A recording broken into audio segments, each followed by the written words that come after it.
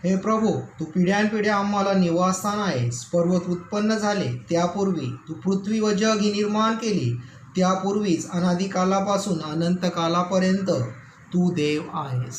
परमेश्वर करो आज प्रत्येकाला परमेश्वराचं पवित्र आत्म्याद्वारे चालत त्याद्वारे येणारं पवित्र वचन आम्हासाठी आशीर्वादाचं ठरो. या ठिकाणी प्रियांनो, आज 5 जून आणि सर्व जगभर जागतिक पर्यावरण दिन किंवा द वर्ल्ड एन्व्हायरमेंटल डे म्हणून साजरा केला जातो. आणि या ठिकाणी आज पर्यावरण आम्हाला हाक देत आहे. आमची पण हाक ही प्रतिसाद हा कसा असावा हे परमेश्वरसुद्धा आम्हाला जाणीव करून बोध करून देत आहे. आणि या ठिकाणी प्रियानो, पवित्र वचनसुद्धा आम्हाला हेच सांगत आहे की बी अ गुड स्टीवर्ड. तुम्ही एक चांगले सेवक बनून या पृथ्वीचं किंवा पर्यावरणाचं जतन करा. या ठिकाणी अब्राहमाला परमेश्वराने तीच आज्ञा दिली, नोहालासुद्धा तीच आज्ञा दिली, आदमालासुद्धा तीच आज्ञा दिली, फलद्रूप व्हा, बहुगुणित व्हा, पृथ्वी व्यापून टाका. परंतु त्याबरोबर जो शब्द परमेश्वराने वापरलेला आहे तो म्हणजे बी अ गुड स्टीवर्ड. तुम्ही एक चांगले सेवक बनून या पृथ्वीची सेवा करा, पृथ्वीला जतन करा. आणि या ठिकाणी आज परमेश्वर आमच्याशी बोलत असताना प्रियानो, कोरोनाच्या माध्यमातून परमेश्वराने स्वतःनेच या पृथ्वीला पुष्कळ क्लीन केलेलं आहे. या ठिकाणी गंगा नदी खूप मोठ्या प्रमाणात स्वच्छ झालेली आहे. त्याचप्रमाणे हवेतील प्रदूषण पूर्ण रीतीने गायब झालेलं आहे. आणि सर्वात महत्त्वाचं, संपूर्ण मे महिना गेला, एप्रिल महिना गेला, आम्हाला कोठेच न्यूज आली नाही की आज या ठिकाणी पाण्याची कमतरता होती, त्या ठिकाणी पाणी नव्हतं. म्हणजे योग्य जर आम्ही पृथ्वीबरोबर राहिलो, पृथ्वीबरोबर आमचा संबंध व्यवस्थित असले तर परमेश्वर आम्हा प्रत्येकाच्या गरजा या भागवण्यास तत्पर आहे प्रियानो. कारण की पाणी ही अशी गरज होती की दर उन्हाळ्यामध्ये आम्हाला ऐकायला भेटायचं की इकडं टँकर नाही, तिकडं पाणी नाही, तिकडं हे नाही, तिकडं ते नाही. परंतु ह्या वर्षी आम्हाला ही न्यूज कुठेच ऐकायला भेटली नाही. म्हणजे याच्यातून आम्हाला दिसून येतं की मनुष्याने जर योग्य रीतीने या पृथ्वीबरोबर वर्तन केलं तर पृथ्वीसुद्धा त्याला प्रतिसाद हा चांगलाच देते. हे समजण्याचं बुद्धिज्ञान आकलन आम्हा प्रत्येकाला परमेश्वर देव हीच मी परमेश्वराच्या प्रार्थना करत असताना प्रियानो, आज जागतिक पर्यावरण दिन आज आम्हाला पुन्हा एकदा जाणीव करून देत आहे की या पृथ्वीचं जतन करण्याची जबाबदारी आम्हा प्रत्येक मनुष्याची आहे, प्रत्येकाची आहे. छोट्या छोट्या माध्यमातून आम्ही आमच्या सृष्टीला वाचू शकू.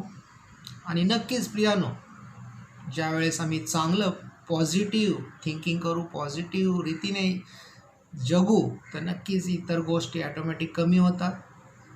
मी परेल या ठिकाणी राहतो, आपल्या सर्वांना माहीत आहे. आणि आजूबाजूला पुष्कळ मोठमोठे हॉस्पिटल्स आहेत. ज्या दिवसापासून लॉकडाऊन झालेलं आहे किंवा सर्व व्यवहार ठप्प झालेले आहेत, त्या दिवसापासून इथं मला ॲम्ब्युलन्सचे हार्डली 1 किंवा 2 सायरन ऐकायला भेटतात. नाहीतर त्याच्या अगोदर दिवसातून 20 ते 25 सायरन मला ऐकायला भेटायचे. म्हणजे दुसरी अजून एक पॉझिटिव्ह गोष्ट की इतर जे आजार हे मनुष्याच्या जीवनातून कमी झालेले आहेत. नाहीतर कंटिन्युअस पहिले सायरन वाजायचे आणि ॲम्ब्युलन्सची लाईन असायची. आजपासून प्रियानो पुन्हा एकदा मुंबई पूर्वपदावर येत आहे, कारण की आजपासूनच लॉकडाऊन अंशतः हललेला आहे आणि कार्यालय, दुकानं ओपन होत आहे. तर आम्हाला आज परमेश्वर पुन्हा एकदा जाणीव करून देत आहे. अजून करोनाचं संकट गेलेलं नाही आहे. आत्ता न्यूज बघत होतो तर लॅटिन अमेरिका म्हणजे ब्राझील, मेक्सिको इथं आता केसेस खूप मोठ्या प्रमाणात वाढत आहेत. आम्हाला प्रियानो याच्यातून पॉझिटिव्ह हेच घ्यायचं आहे की आम्ही या लॉकडाऊनमधून बाहेर पडत असताना आम्हा प्रत्येकाची काळजी घेण्याबरोबरच आमच्या पृथ्वीचीसुद्धा काळजी घ्यायची, आमच्या पर्यावरणाचीसुद्धा काळजी घ्यायची आणि पर्यावरणाला वाचवायचे. आम्ही दर शुक्रवारी अभ्यास करत आहोत प्रियानो की पृथ्वीच्या उत्पत्तीपासून म्हणजे प्री ॲडमाइट वर्ल्डपासून म्हणजे आदमापूर्वीच्या जगापासूनच्या आत्तापर्यंत आम्ही आलेलो आहोत. आणि आजच्या भागामध्ये आम्ही पाहणार आहोत की from the flood to the call of Abraham. From the flood to the call of Abraham. मागच्या शुक्रवारी आम्ही पाहिलं की परमेश्वराने या पृथ्वीचा नाश या जलप्रलय आणून केला, कारण की मनुष्याचं पाप वाढतच चाललं होतं, त्याला खंड नव्हता पडत. त्याच्यामुळं परमेश्वराने या ठिकाणी आम्ही पाहतो की याचा नाश केलेला आहे. ज्यावेळेस नाश होत आहे त्याच्यानंतर परत परमेश्वराने स्वतःच्या मनाशी संकल्प केला की मी परत आता या पृथ्वीचा नाश हा जलप्रलयाने करणार नाही. परत असा जोपर्यंत या ठिकाणी पृथ्वी आहे तोपर्यंत पाऊस होणार, सूर्य येणार, या सर्व गोष्टी परमेश्वर बोलतो. आणि त्यानंतर एक नवीन सुरुवात नोहाच्या माध्यमातून परमेश्वर करतो. आणि त्या कालखंडाचं नाव आहे मनुष्याचं शासन, ह्युमन गव्हर्मेंट. जर उत्पत्ती याचा 9वा अध्याय 1 ते 17 आम्ही वाचलं, त्याच्यामध्ये परमेश्वर नोहाबरोबर करार करतो. नोहाला सुद्धा तेच बोलतो जे अब्राहमाला बोलला होता, जे आदामाला बोलला होता की फलद्रूप व्हा, बहुगुणित व्हा, पृथ्वी व्यापून टाका. देवाचा नोहाशी करार, हेडिंगच हे देवाचा नोहाशी करार. आणि त्याच्यामध्ये सर्व स्पष्ट रीतीने लिहिले 7व्या वाचनात, तुम्ही फलद्रूप व्हा, बहुगुणित व्हा, पृथ्वीवर विपुल वंशवृद्धी करा, तिच्यावर बहुगुणित व्हा. म्हणजे या ठिकाणी या कालखंडाचं नाव आहे ह्युमन गव्हर्मेंट, म्हणजे मनुष्याद्वारे चालवलेलं शासन. आणि याचा कालखंड आहे किंवा याचा कालावधी आहे प्रियानो 427 वर्ष. हे सगळे जेनॉलॉजी जे दिलेले आहेत, वंशावळी लिहिले, त्याच्यावरून हा कालखंड आपण काढत आहोत.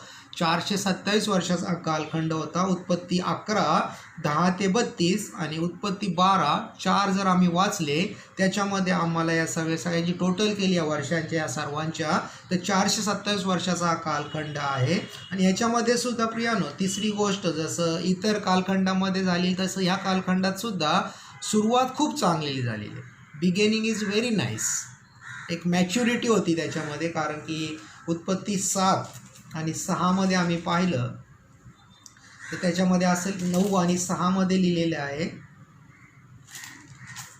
की परमेश्वर ही सुरुवात करत आहे, एकदम चांगली करत आहे.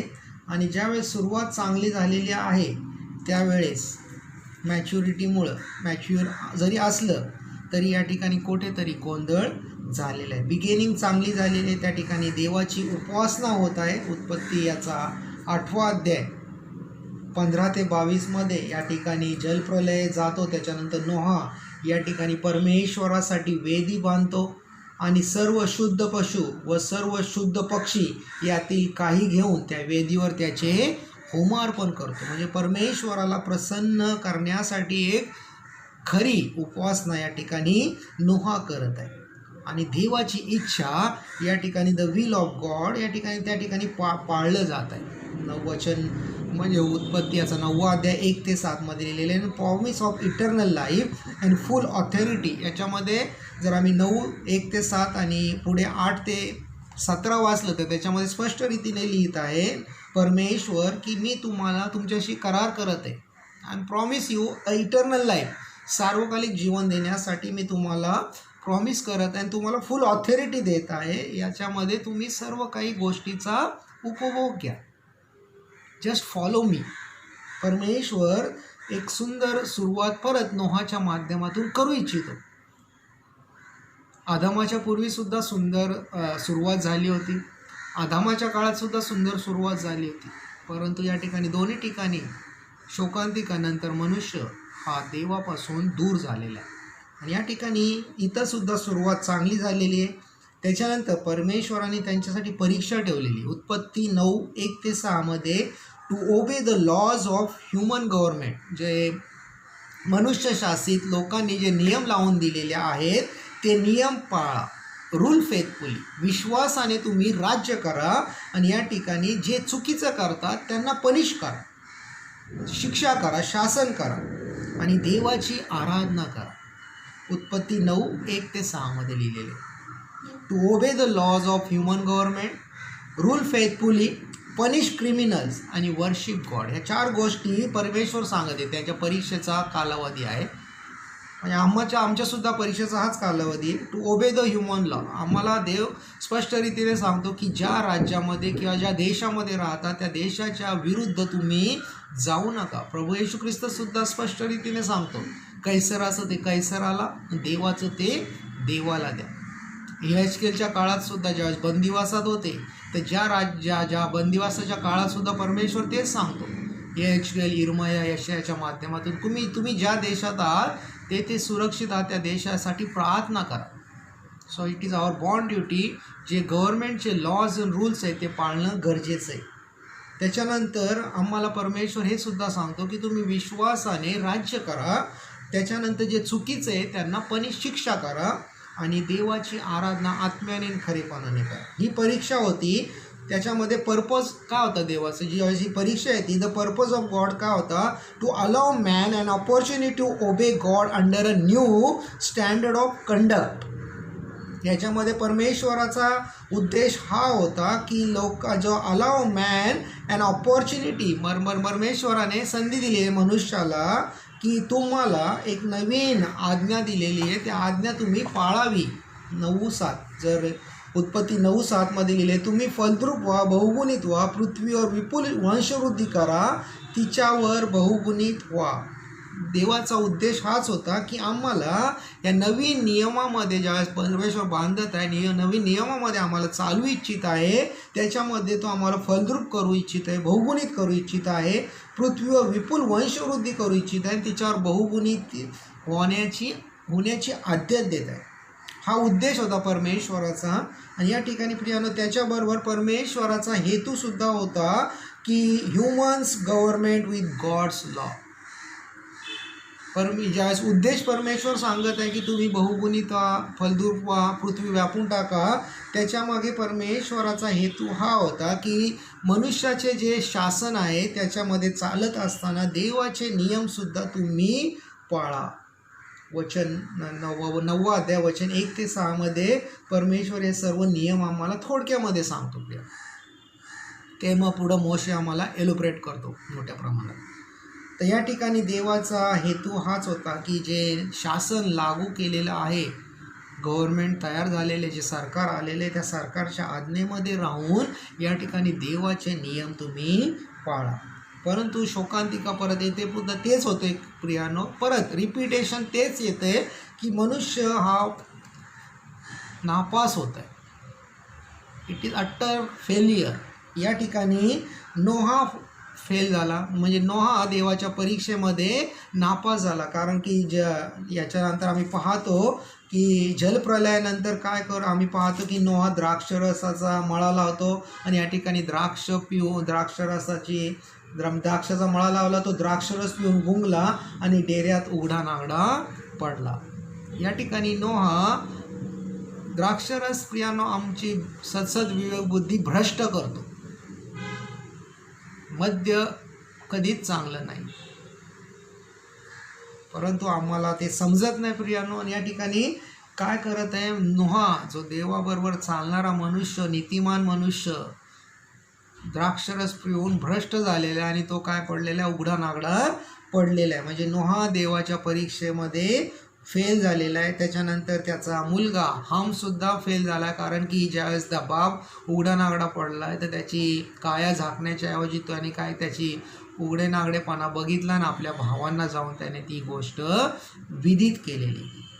म्हणजे हमसुद्धा त्याच्यामध्ये नापास झाला. त्याच्यानंतर सर्व मनुष्यसुद्धा त्याच्यामध्ये फेल झालेले आहेत. कारण की आम्ही पुढं पाहतो की बाबेलचा बुरुज 11व्या वचनामध्ये येतो, 11व्या अध्यायामध्ये येतं प्रियानो. आम्ही या ठिकाणी मनुष्य एकत्र येतात, ते एकत्र वस्ती करू लागतात, एकमेकाला म्हणतात की चला आपण काय करूया की एक मोठा बुरुज बांधूया आणि म्हणजे पृथ्वीच्या पाठीवरून आपली पांगापांग होणार नाही. आणि एक प्रकारे त्यांच्यामध्ये घमेंड येतो की आम्ही स्वर्गापर्यंत पोहोचू, देवापर्यंत पोहोचण्याचा प्रयत्न करूया. या ठिकाणी मनुष्यसुद्धा या ठिकाणी बाबेलच्या बुरुजच्या माध्यमातून आपल्या परमेश्वराच्या परीक्षेला फेल होतात. त्याच्यामुळं परमेश्वराचा न्याय ठरल्यानुसार न्याय येतोच प्रियानो, येणारच आहे आणि येत राहणार आहे. ज्याला समजण्याची बुद्धी आकलन आहे त्याला देव आशीर्वादित करो की न्याय हा ठरलेला आहे. ज्यावेळेस मी चुकतो माझा न्याय हा ठरलेला आहे. तर या ठिकाणी न्याय या ठिकाणी परमेश्वर अशा रीतीने आणतो की त्या ठिकाणी मनुष्यामध्ये तो गोंधळ निर्माण करतो.